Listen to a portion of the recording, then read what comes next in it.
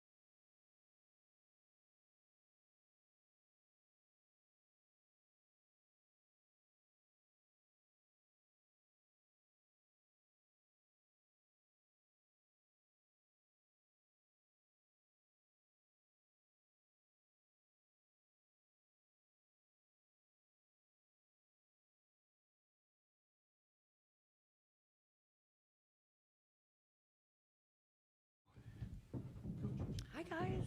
She's fine. I'm good. Yeah, thank you. Y'all made it. I love it. Love it, love it. That's good. We're not trying.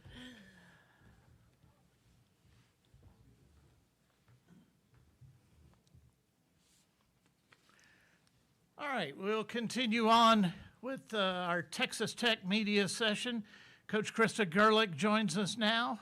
Got the Texas Tech team back into the NCAA championships this year, and I know you're excited about that. Just an opening comment about your season, the NCAA championships, and then we'll open it up for questions. Awesome.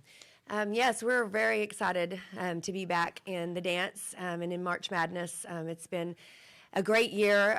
It's been a long, hard road to get this program back to where it belongs, but we're glad to be here and obviously really excited about the second season or the third season or whatever it might be, right, as far as March Madness goes. But yeah, this team has been super special this year. They've bought into everything that we've been selling from day one. We're very senior laden, and I think that they're playing with a lot of urgency and just really grateful for the opportunity. And it's just an exciting time for Lady Raider basketball, and you can see the jubilation in our fan base of being back in the dance and being able to compete in March, because that's where this program is used to being. So obviously we're excited about being in Baton Rouge, and we have a really formidable opponent in Villanova, a really good team that we're going to have to really play well to be able to advance. But that's what March Madness is all about, and we're excited about the opportunity.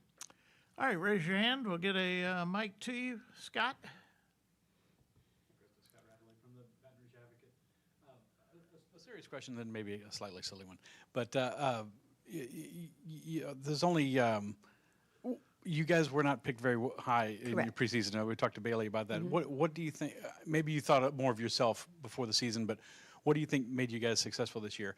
And have you heard any congratulations from Patrick Mahomes for getting in the tournament? So, it's been a building process over my tenure here at Tech. Since I took the job, I knew it was going to take a while for us to get to where we needed to go. And to be honest, we've made good steps every year. Last year was really difficult in the Big 12, but overall, in the way we finished the season, I think we really made some significant steps towards this season. This summer, when we were putting our team together and going to the portal and getting some specific pieces, I think we did an excellent job in evaluating talent and character and the pieces that were missing.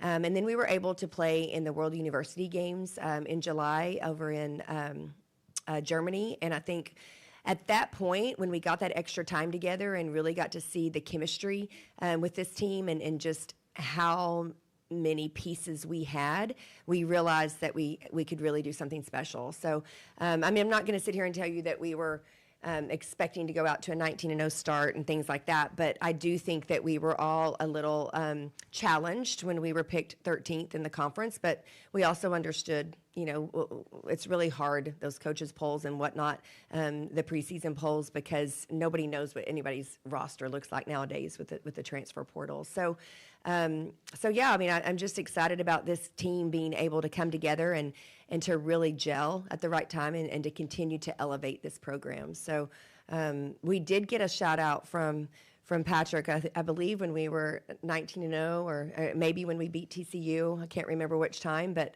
he's so good about supporting us and just supporting Texas Tech in general. But he really shouts out all the programs. Shelby Hilliard, Red Raiders Sports. Coach, asked Bailey the same thing, but y'all both had goals to get to this stage, and you've gotten here together. But what has it been like to kind of see the signage and everything and to really feel like you're here? Yeah, so it's been a while, right? It's been a while, and we were just in the locker room with our girls, and I felt like it was Christmas morning, for them, how excited they were to see just what it's about, because you forget about the little things. I forget about the little things. So walking into the locker room even and just seeing the gifts and the your nameplates and just the signage and everything, it just gives you chills. It really does give you chills, and I got a little emotional in there just because this is what we've been working for, and this is what I've been wanting for these girls to experience, and it's really hard to to articulate that to them when you're trying to motivate them, when you're trying to make them buy into your vision. Like, as a coach and as a former player, how exciting it is and just how different it is than the regular season. And so for them to start understanding it, even from just walking in that building and in that room, I think is going to really serve us well in this tournament. But it's just really, I keep saying exciting, but just satisfying to be able for this team to realize what we've been talking about and for them to experience it. And then how do you use both your experience as a player, assistant, coaches along the way, and then a few of your players have been here before, I guess, to get them ready for the stage and that it's basketball at the end of the day? Yeah, I think you just share your experiences. Everybody has a story, and we've asked Adley to share. We've asked Snetta to share. We've asked Katera Chappell to share, Coach Walters, and then, of course, I've shared. But you just talk about your experiences and about what you have seen and done in this tournament, and then, you just continue to play Lady Raider basketball. I mean, we've stressed that over the past 5, 6, 7 days that we have to do what we've been doing all year long that got us here. We've got to do it at a really high level, and we've got to continue to elevate. But we don't have to be somebody that we're not. And so we're excited about that opportunity to come out and show what we've been doing for the past 6, 7, 8 months, and really compete with the best of the best. Chuck Hines from Texas Tech Sports. Coach, what concerns you or impresses you about Villanova? Well, I think they're really well coached, and they come from a really good league, and they've played against really tough people.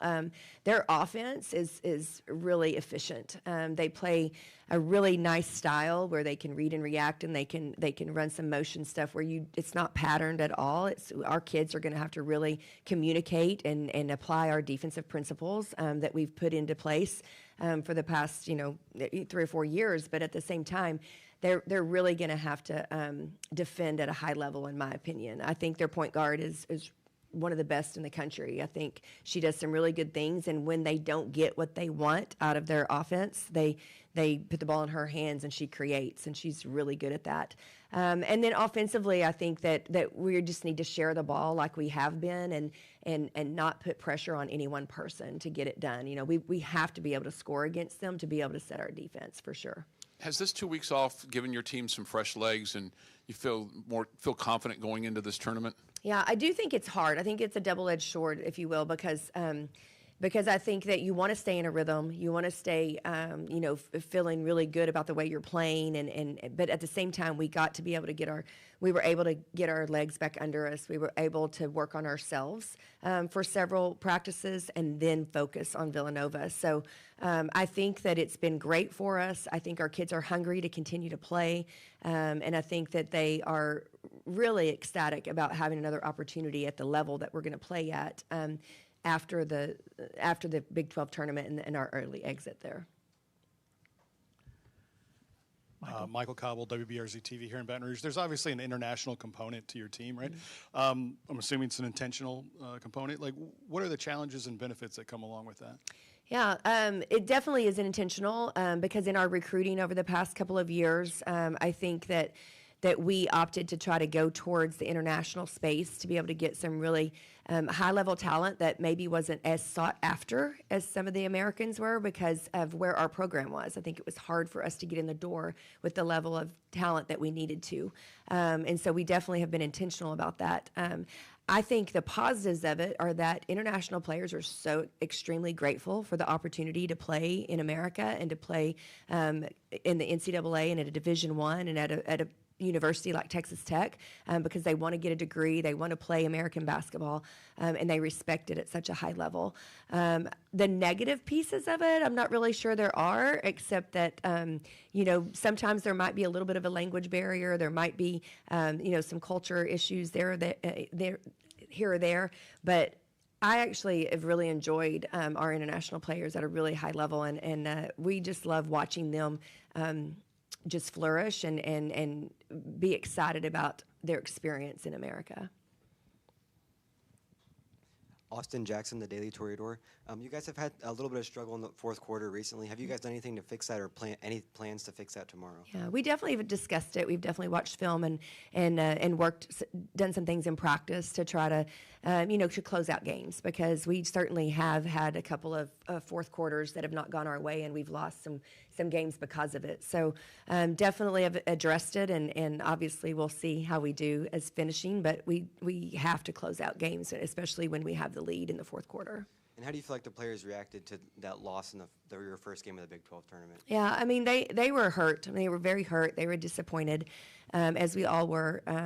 They know they let one slip away, if you will, and they didn't finish playing their best basketball. So I think they've responded great. They've responded really well all year when we've had some adversity strike. I think because of their maturity. I think because of just how old they are, and they know that this is their last go around. I think that they've really listened to us as coaches. They've let us regroup them, and they've taken a lot of accountability for it, and I think that's huge. We're talking about the international component. Just wondering if Mimi and Sarah have had some fun with all the French around here in Louisiana, if they were familiar that was going to be a thing when they got here, and if they're helping out their teammates. I'm not sure they've seen it all yet, or been around it yet, but I certainly they are very excited that Ramadan is ending, so that they can enjoy some of the Louisiana food for sure in the daylight hours. But I think that they will definitely let us know about the French aspect of it as it comes about. And you talked about that food. Y'all looked like y'all had some fun last night. Went out and got some Cajun food and some crawfish. Jalen wanted it. Y'all gave it to her and the team. How was that? Yeah, it was a great experience. It was a great place that we went to. The people were fantastic. The food was delicious. I had no idea we had so many crawfish lovers. I mean, I'm a huge seafood lover myself. Not so much crawfish, but love all the others. But they were diving in. So love that they got that experience. And, that's part of this, too, is not necessarily just in March and in the NCAA tournament, but just the travel experiences that this game gives you, and the opportunity to expose them to so many different, cuisines and cultures and whatnot. I mean, that's what I love about basketball and about college basketball, is just the experiences it gives them. Shelby Rhodes, KCPD Lubbock. I asked Bailey and Snutta this, but going back to that moment when y'all heard y'all's names called and you turned to Bailey and y'all just had a huge hug, and then you turned to Snutta, just kind of reflecting on that, and then of course seeing all the signage, just what does it mean to you knowing that this team is the team that's continuously bought in to get not just you but Lady Raiders back to this point? Yeah. Well, my relationship with Bailey is really special because obviously, she's the first 4-year player that we've had, and I'm not sure how long. I think 2016 actually, and so I think that speaks to itself. But I also think that Bailey has just wanted this since she got here. She and I are from Hansford County, and we went to 2 different high schools, the only 2 high schools in Hansford County, and it's about 15 miles apart. And obviously I'm much older than her, but our roots are deep there. And so for her to trust me and to come to Texas Tech, which was a childhood dream of hers to come to Tech, and for us to be able to do this together has just been super special and something that I'll cherish forever. But for her to stick with it and to stick with me, and for us to be able to have this moment together, and it was just really special the other night. Very emotional, and she this is what she's wanted the entire time, and for her to leave her name in the record books at Texas Tech, I think is really incredible as well. And then with Snutta too, like Snutta had thought her basketball career was over, and it clearly didn't end the way she wanted it to. And so for her to be able to come to Texas Tech and have the year that she's having, and have the relationships that she has built within the Texas Tech system, and Lubbock and the community of Lubbock, I think is just goes to show you too what this sport can do, and what the right fit can do for you as well. And so really incredible moment. But what we told them at that moment as well as like, this was not our destination. This is certainly an achievement. It's certainly a step in what we wanted to do, but we by no means are satisfied with just being here and being in the tournament. We definitely want to advance in the tournament and play as long as we can, and we have eyes focused on that. Couple of more questions, Scott, and then Michael. Hopefully my math is right, but I think only 14 programs have ever won the national championship. Okay, good. And only 12 of them are in this year's tournament. So to get back for the first time in 13 years and everything, I mean, maybe at UConn or South Carolina or LSU it's taken for granted a little bit. But what do you think it's meant to everyone to get Texas Tech back to this stage? Like I said, you're not satisfied, but just to make this first step. You're right, and this is the thing. We had a big selection show celebration. It might have been the best in the country, and I would give kudos to our department for doing that for us. But it's because you cannot take those moments for granted. Texas Tech Lady Raider basketball used to be in the tournament every year.